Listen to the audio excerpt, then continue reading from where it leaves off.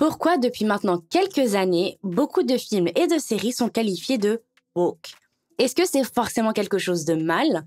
Y a-t-il trop d'inclusion dans les nouveaux films produits? Pourquoi ces accusations en réalité sont une volonté d'invisibiliser toutes les minorités, ce qui engendrera de l'harcèlement? C'est un sujet assez touchy, donc je demanderai à toutes et à tous d'être respectueux dans les commentaires.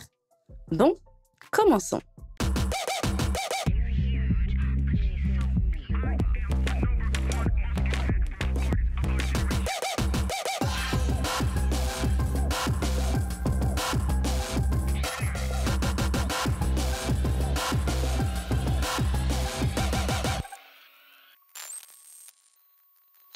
Mais avant de commencer, je vais faire une mini parenthèse. Je vous souhaite à toutes et à tous une très bonne année 2025. J'espère que cette année comblera toutes vos attentes. Et aussi vous remercier pour le soutien et la bienveillance suite à ma dernière vidéo. Que ce soit les commentaires, les DM, les abonnements, tout ça, ça m'a vraiment touchée. Merci. Ce qui a démarré la réflexion sur ce qui est woke dans la culture artistique de manière générale a été une pub. La dernière de Porsche en collaboration avec la marque de streetwear Aimé Léon d'Or. Suite à cette collaboration, la publicité a été jugée de pub woke par de nombreuses personnes sur Internet. Mais après l'avoir bien analysée au bout de 2 fois, j'en ai conclu que la seule raison était parce que le mannequin qui conduit la voiture de luxe est noir. Voilà. Et cette pub a ouvert une grande réflexion chez moi. Qu'est-ce qui rend une œuvre woke? Et surtout, qu'est-ce qu'être woke? Bon, en réalité, c'est assez simple. Woke, être éveillé, c'est un courant de pensée popularisé par les Afro-Américains. C'est prendre conscience des inégalités, des injustices. Wokiste, avec la terminaison « iste », est une insulte créée par l'extrême droite pour contrer ce courant de pensée qu'ils jugent néfaste à leur idéologie. Pour commencer, je vais pas vous faire une vidéo sur l'histoire du cinéma. Il y a sûrement de nombreuses vidéos qui parlent du sujet, et déjà mieux que moi je pense. Ce qui m'intéresse ici, c'est d'analyser comment sont articulées ces œuvres. Et un des éléments très importants pour la compréhension et la création d'un film ou d'une série est l'utilisation de tropes. Je suis persuadée que pour beaucoup d'entre vous, c'est la première fois que vous entendez ce mot. Pourtant, c'est ce qui permet la création d'histoires de livres, de films et de séries. Il y a de nombreuses tropes qui servent à situer directement le genre d'un film. Par exemple, vous n'allez jamais voir un film d'horreur commencer avec une musique entraînante et par « ça, c'est moi, Freddy Krueger. Mettons, on m'appelle Freddy, les griffes de la nuit. » Vous vous demandez peut-être ce que je fais. Eh bien, je m'introduis dans les cauchemars d'inconnus pour les assassiner dans leur sommeil. Alors, soyons honnêtes, ce serait vachement drôle. Mais si on est dans cette configuration, ce ne serait plus un film d'horreur, mais bien un film parodique ou un début de teen movie rom-com. D'ailleurs, vous pouvez beaucoup voir ce trope du « Salut, c'est moi » repris et utilisé par beaucoup de créateurs de contenu lifestyle. Je suppose que c'est une volonté de narrer sa vie comme un film ou une série. Les tropes servent aussi de schéma, de balise pour faciliter la compréhension de différentes situations. Un trope assez utilisé, c'est par exemple lorsque le héros du film d'action généralement se trouve piégé par un méchant du film et on ne sait jamais pourquoi, mais le méchant, alors qu'il peut tuer le héros, va toujours expliquer pendant 15 ans son plan machiavélique. Et en parallèle, le héros a le temps de s'échapper. Ce trope est beaucoup trop utilisé, on est d'accord, mais il faut savoir que ça, c'est un trope de situation. Enfin, je sais pas si on appelle ça comme ça, mais moi j'appelle ça comme ça. Quand un trope de situation est trop utilisé, on dit que ça en devient un trope cliché. Pour certains genres, nous serons moins exigeants. Par exemple, les films de Noël. C'est toujours la même histoire, mais dans des villes différentes des États-Unis. Pour les films d'horreur, c'est peut-être quand le ou la protagoniste entend un bruit et va chercher qu'est-ce qui émet ce bruit plutôt que d'aller s'enfuir. Et ça, ce genre de situation, c'est ce qui va nourrir par la suite des films comme Scary Movie. Maintenant que je vous ai mis dans le contexte, je vais vous parler des tropes qui sont essentielles pour la compréhension de ce qui est woke ou pas. Ce sont les tropes stéréotypés. Eh bien, ça va être des schémas collés à des personnages en fonction de qui ils sont en tant qu'humains. Tout est toujours plus clair avec des exemples, donc commençons avec la Dragon Lady. C'est un des tropes que l'on donne aux femmes d'Asie orientale. Elles seront représentées comme fourbes et vicieuses, et elles pratiquent toujours des arts martiaux. Et elles servent toujours à fracasser tout le monde. Souvent acolyte du méchant dans le film, elle ne parle jamais et le seul moment où on la voit, c'est quand elle se bat. Pour les femmes noires, il y a le trope très connu de la femme noire en colère. Tu sais jamais pourquoi, mais elle est toujours énervée. Chris! What?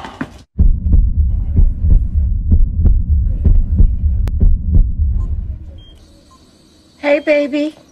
Ou encore la femme forte et résiliente qui accepte sa condition avec le sourire. Ou encore la femme noire sassy, impertinente. Pour les femmes blanches, ce sera le rôle de la femme objet. Elle ne sert à rien, juste à être sauvée. Et à la fin du film, elle tombe systématiquement amoureuse du héros. Pour les hommes noirs, ce seront soit des délinquants, soit des sportifs. Pour les hommes blancs, ce seront des héros, des sauveurs. Pour les hommes gays, ils seront toujours les meilleurs amis. Le problème de tous ces modèles, c'est qu'on ne va pas développer les personnages. Tous les personnages féminins seront toujours sexualisés. Et dans l'ensemble, et tous serviront d'objet à la narration. Je ne vais pas citer tous les tropes qui existent, il y en a beaucoup trop.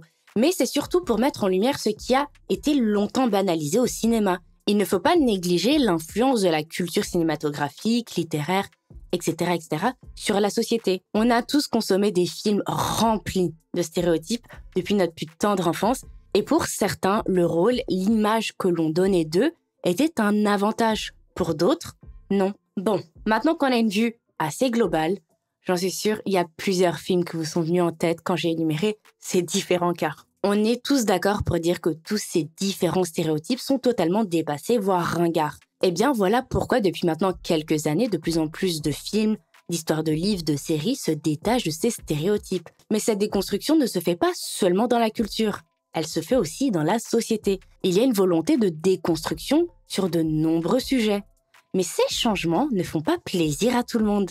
En soi, le problème, ce ne sont pas ces tropes, mais que ces rôles hyper stéréotypés seront toujours dédiés en grande majorité aux minorités. Si le love interest concerne deux hommes gays, c'est woke. Si une femme blanche est une héroïne, c'est woke. Si une femme noire est une reine, c'est woke. Si une femme asiatique est dans une comédie romantique, c'est woke. Vous l'aurez compris, un film sera jugé woke selon certains à partir du moment où les personnages qui, à la base, servaient d'intermédiaires pour de simples moments de narration seront dorénavant des personnages principaux exploités sans stéréotypes. C'est pourquoi l'excellent film français Le Comte de Monte-Cristo, réalisé par Alexandre de la Batelière et Mathieu Delaporte, a été chaleureusement accueilli par l'extrême droite. Pour une raison assez dingue. Parce qu'il n'y avait tout simplement pas de noir dans le film. Faut vraiment avoir un grain pour se réjouir de ce genre de choses. Mais là où il faut nuancer, c'est que le film, comme le livre, s'ancre dans une France du 19e siècle. Et oui, il y avait moins de diversité à l'époque. L'auteur initial, Alexandre Dumas, lui qui était un métis descendant d'esclaves, relate la représentation de son époque. D'ailleurs, si sa vie et celle de ses contemporains comme George Sand, Balzac, Baudelaire, Flaubert vous intéresse, vous avez ce documentaire de 4 épisodes de 50 minutes sur Arte. C'est peut-être le meilleur documentaire que j'ai regardé en 2024. N'hésitez pas à aller le regarder, surtout si vous êtes des créatifs. Avec ce documentaire, on suit tous ces grands auteurs avant, pendant et après, brièvement, leur carrière. Il est rassurant sur beaucoup de points. Ah oui, je précise quand même, ce n'est pas une sponsor. Bon, dans l'ensemble, je parle beaucoup d'un point de vue de film américain, c'est normal. Comme pour beaucoup, c'est avec cette industrie que j'ai grandi. Mais il y a aussi des tropes très stéréotypés dans les films français. Comme par exemple, le bourgeois qui sauve un jeune de banlieue et l'extrait de sa condition. Là encore, le problème n'est pas les films qui abordent ce genre de sujet. Le problème vient à partir du moment où très peu de films sont ouverts aux minorités ethniques, en l'occurrence en France, les Noirs, les Arabes, les Asiatiques. Et les seules fois où on les verra, ce sera pour un rôle qui les place comme pas comme les autres. Ils méritent de quitter la banlieue. Quand on veut, on peut. Quand on y met du sien. Ce genre de films qui prônent la méritocratie sont ceux que je déteste le plus. Ils servent juste à rassurer et surtout à déculpabiliser les classes aisées. Mais il y a un autre genre pour lequel on va beaucoup solliciter des acteurs de minorités ethniques. Des films de comédie. Mais pas n'importe quelle comédie. Des comédies de choc de culture. Là, ça va être des films pour lesquels on va rire des différences. D'ailleurs, l'actrice, réalisatrice, productrice, écrivaine, Aïssa Menga, qui a sorti le livre Noir n'est pas mon métier et le documentaire Regard Noir, elle s'entourait d'autres comédiens noirs pour parler de leur place au sein du cinéma français. Si je peux donner un exemple, Aïssa Menga explique un jour avoir voulu auditionner pour un rôle et se fait recaler parce que sur la fiche pour auditionner, il n'était pas précisé que le rôle était pour une femme noire. Donc du coup, là je me pose la question, quels sont les rôles pour les femmes noires?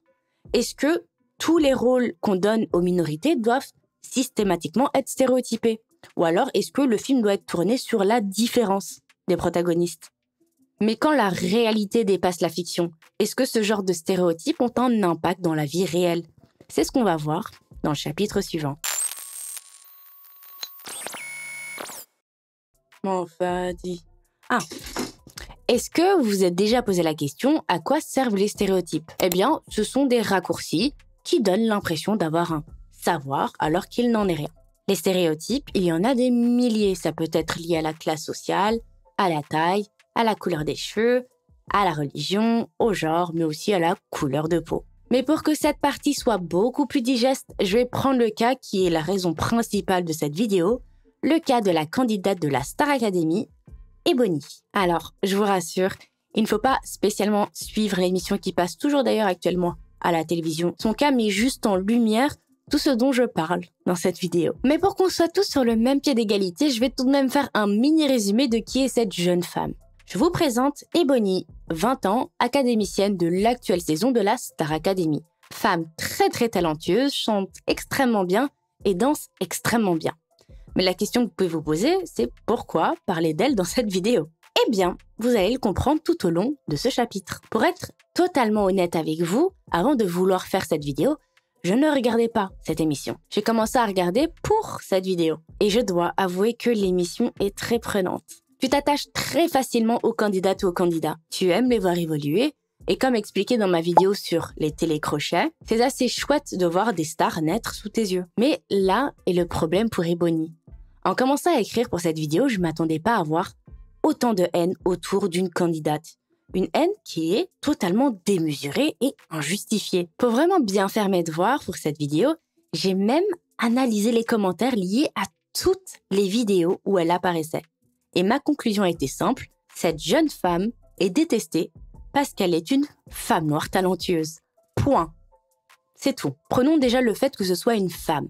Ebony, en faisant cette émission, a directement été catégorisée comme étant la diva talentueuse. Plutôt confiante, même si pendant certains moments elle a des doutes, comme tout humain en fait. Tu comprends assez vite que cette femme est consciente de l'énormité de son talent. Et c'est ce qui gêne. Dans l'imaginaire collectif et les stéréotypes liés aux femmes, nous femmes devons être effaçables. Nous devons être des petites choses toutes fragiles qui ont besoin d'aide. Elle n'a jamais été éliminée parce qu'elle réussissait toutes les épreuves. Et c'est cette faculté à exceller qui est en réalité la cause de sa détestation. J'ouvre une petite parenthèse. Est-ce que vous vous souvenez de cet homme, Your Body, My Choice? Ton choix, mon corps en français. Dans sa vidéo, il s'adressait aux femmes, suite à l'élection de Donald Trump en disant « Jamais une femme ne sera présidente des États-Unis. Vous n'allez jamais dépasser ce plafond de verre. Il est devenu un plafond de briques. » Et c'est la notion de plafond de verre ici qui est intéressante. Cet homme qui fait allusion au fait que nous, femmes, avons toute une limite à nos accomplissements. Nous pouvons réussir, mais jamais plus qu'un homme. Et c'est exactement ce qui trigger un bon nombre de téléspectateurs de l'émission envers Ebony. Une femme qui peut gagner la Starac, il y en a eu plein. Mais il faut alors répondre à certaines conditions.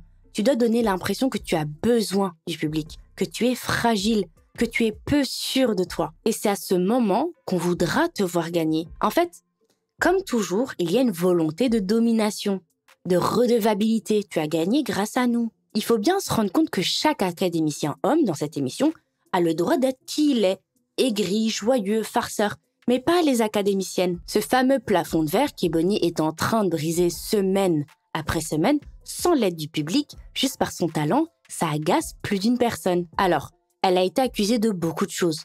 D'être la favorite de l'émission, d'avoir soudoyé la production, d'avoir également bénéficié de l'aide de son père qui est chanteur. Et son cas avec le plafond de verre me rappelle celui de la youtubeuse et femme d'affaires Léna Situation. Ce qui énerve quand une femme réussit, c'est que ça déstabilise l'ordre établi depuis des décennies. C'est pourquoi Léna est dans la sauce à chaque fois qu'elle respire. C'est pas que parce que les gens sont jaloux, c'est en grande partie par misogynie. Parce que finalement, son parcours peut inspirer d'autres femmes talentueuses. Et ça gêne. D'ailleurs, elles ont en commun de briser le plafond de verre, mais aussi, elles ont toutes les deux été dans la sauce pour avoir regardé des hommes. Ebony pour avoir regardé trop tendrement son père lors d'un prime, donc elle a été accusée d'inceste. Léna pour avoir regardé un homme dans les yeux lors d'une interview, donc elle a été accusée de tromper son copain. D'ailleurs, si le sujet du plafond de verre vous intéresse, il y a ce documentaire. On suit une femme en procès contre l'entreprise pour laquelle elle travaillait après un licenciement abusif. Beaucoup m'ont dit que ce serait chouette et plus facile si je mettais tout en barre d'infos, donc normalement tous les liens sont en barre d'infos. Je précise quand même, ce n'est pas une sponsor encore, c'est juste du partage. Pour la deuxième partie du cas Ebony, je vais aborder la cause principale de son harcèlement, le fait qu'elle est noire. Et oui, en 2025. Dans la première partie de cette vidéo, souvenez-vous, je vous parlais de la représentation des minorités dans la culture avant et après la déconstruction de certains stéréotypes. Mais ce qu'il faut aussi mettre en lumière, c'est que les femmes noires étaient aussi très peu présentes dans la sphère médiatique. Le fait qu'Ebony prenne autant de place, ça agace. Et là, ça me rappelle le cas d'Aya Nakamura. La souche de leur harcèlement est le même. Leur succès casse un système qui était établi depuis bien trop longtemps. Les femmes noires étaient systématiquement marginalisées, peu présentes, peu voyantes. Et elles seront donc vues comme des menaces, elles seront jugées trop vulgaires, trop arrogantes, trop stars. Mais en réalité, l'acharnement qu'elles subissent est en fait un moyen de répression. Toutes les attaques qu'elles vont recevoir servent non seulement à les déshumaniser, mais aussi à leur rappeler qu'elles ne sont pas légitimes et qu'elles doivent rester à leur place. Ces attaques seront un mélange de racisme et de misogynie. La misogynie noire. Dans l'imaginaire collectif, l'un des stéréotypes liés à la femme noire sera qu'elle est forte, elle est résiliente. Donc, quand une femme noire va subir une vague d'harcèlement, elle ne recevra pas ou très peu de soutien médiatique parce qu'elle ne sera pas vue comme une femme qui subit un méfait, mais à la limite du concept, le concept de la femme noire. Rappelez-vous le cas d'Aya Nakamura au JO. En l'occurrence, pour Ebony, il a fallu attendre que des internautes créent une pétition en ligne pour que la production daigne faire un communiqué de presse. Petite parenthèse, j'ai pas cité Franck, un autre candidat de la Starac, mais il se bouffe aussi beaucoup d'insultes racistes. Parenthèse fermée. J'ai pris volontairement le cas d'une femme noire pour mon étude de cas parce que c'est plus facile pour moi étant une femme noire.